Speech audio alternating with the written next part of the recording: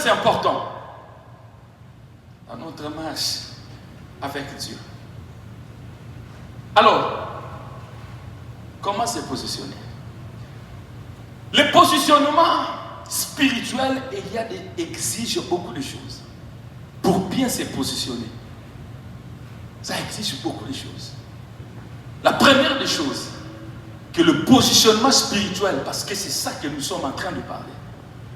La première des choses que le positionnement spirituel exige, tout celui qui veut bien se positionner, point 1, doit faire un effort d'avoir de bonnes pensées. Les pensées d'abord. Donne-moi Philippiens chapitre 4, verset 8. La plus grande guerre dans la vie d'un homme, avant qu'elle soit extérieure, c'est d'abord intérieure par les pensées. Les pensées combattent l'homme comme tu n'as pas l'idée. Celui qui arrive à vaincre, à dompter, à dominer, à maîtriser ses pensées, peut déjà bien se positionner.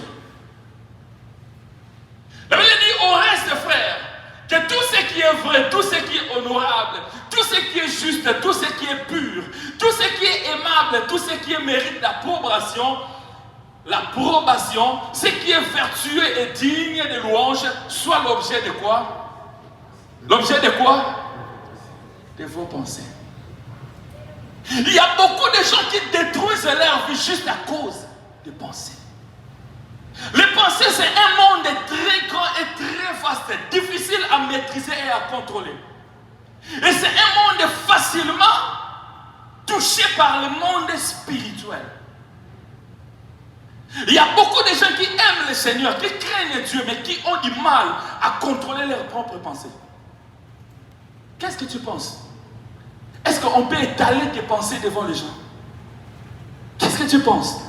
Lorsque tu es seul à la maison, lorsque tu travailles, lorsque tu es quelqu'un, tu penses de quoi? Quel genre de pensée passe par ta tête? Quel genre? On était à Kinshasa un jour, un frère est venu me voir. Il était intercesseur, un homme qui prie beaucoup.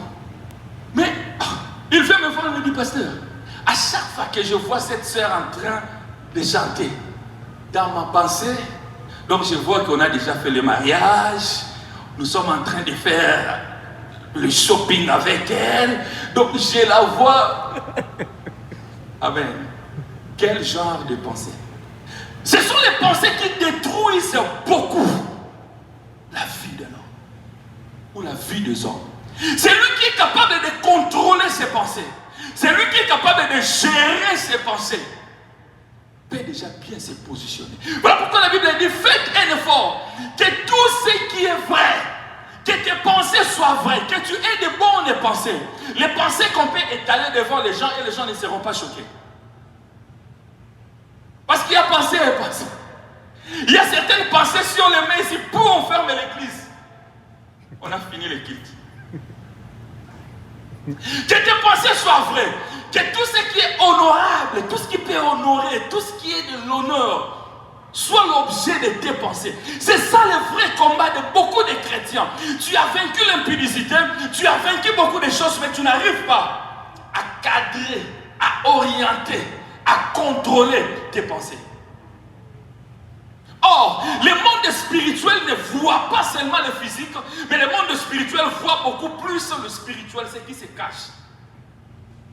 La Bible dit, Dieu ne regarde pas ce qui frappe l'air, mais il regarde les cœurs. Il fait allusion au quoi? Aux pensées. Quel genre de pensée? Mais cet après-midi, j'aimerais que tu puisses prendre une décision de prier pour tes pensées. Que tu aies de bonnes pensées, de bonnes pensées.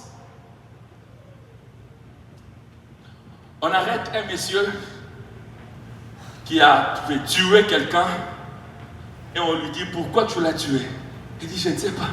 Une pensée est seulement venue, tue-le et je l'ai tué. Le monde des pensées est très complexe. Et le monde spirituel fonctionne beaucoup plus dans nos pensées, dans les pensées des hommes. Parce que l'homme est faible sans la protection de Dieu. Voilà pourquoi tu dois prier que Dieu avoir de bonnes pensées. Mais tu peux aussi orienter toi-même tes pensées par des choses que tu regardes, par des choses que tu vois, par des milieux que tu fréquentes. Ça influence les pensées. Et ça peut donner accès à l'ennemi de contrôler ta vie. Peut-être tu cherches les combats, mes combats sont où? Tes combats sont cachés dans tes pensées. Tes propres pensées peuvent être la porte pour l'ennemi de te combattre. Tu penses souvent de quoi? La Bible dit que tout ce qui est vrai, tes pensées doivent être vraies, honorables, justes. Est-ce que tes pensées sont justes? Tu penses de quoi quand tu es au boulot? Tu penses de quoi quand tu vois cet homme? Tu penses de quoi quand tu vois cette femme? Tu penses de quoi quand tu vois l'argent d'autrui à la banque? Quelqu'un m'a dit, pasteur, je vais quand même casser ça. Tu penses de quoi? Ce n'est pas ton argent, mais Seigneur, qu'est-ce que tu penses? C'est important. C'est lui qui sait contrôler ses pensées déjà. Il peut bien se positionner. Très bien se positionner.